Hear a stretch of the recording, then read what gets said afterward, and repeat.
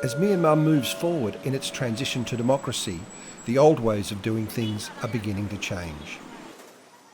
Everyone here loves reading newspapers, but with satellite and 3G infrastructures causing mobile penetration to rise to almost 80% in Yangon, preparing the country for the digital revolution is critical. Hla Thang is one of 85 journalists, citizens and students, taking advantage of today's more relaxed media laws. She's learning to become a mobile journalist, or Mojo.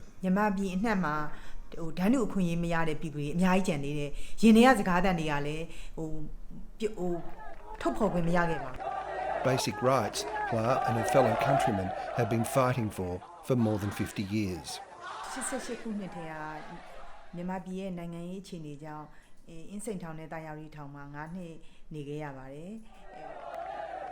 After 1988, the military regime imposed more restrictions against the media. There was no newspapers at all, except for the state-run newspapers like the New Light of Myanmar and JMO at the time.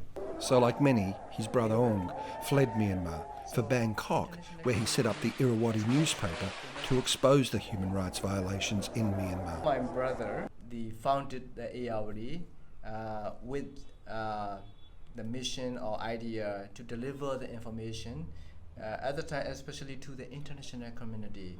Like the Democratic Voice of Burma, broadcasting from Oslo since 1992, and Mizima, another exiled Burmese media established in Delhi, Irrawaddy published in exile for almost 20 years. And Irrawaddy websites were blocked inside the country, and the Irrawaddy's printed versions were illegal inside the country. And if the authorities found someone with a copy of the Irrawaddy, and that person could be sent to the jail with a 7 years imprisonment. Today, it's a different story. Here in Yangon, everywhere you look, there are newsstands. But what's been described as democracy's third wave didn't really gain traction here until the last election.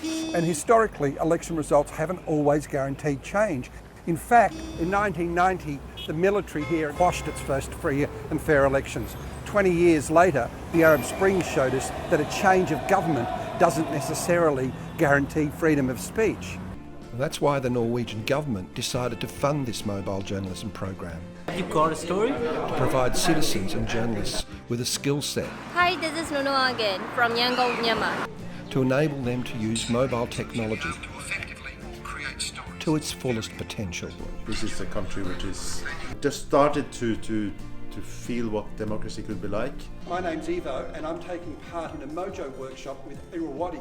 And if we can teach them to make fantastic stories, fantastic. This is probably the most important thing we've ever done. Trains are running late for Yangon commuters. The course is brilliant. It's fantastic. I thought before that courses, the Mojo's training Myanmar movies were not necessary because we are print journalists. But it's very clear we need it today. What's revolutionary about this technology is that it's accessible. I have a lot of stories to tell, but I don't know how to explain or how to convey. So I joined this program. At least I expected that I can learn a lot more than I expected here. That's why I'm here. And it's these very personal citizen stories that excite Sonny Sway, the CEO of Frontier Media. In this country, 135 different tribes of ethnics. Can you imagine they have all the right to say what they want and train them and connect to the world, and that is a beautiful thing, and that's my dream. Yeah. It's also Hla's dream.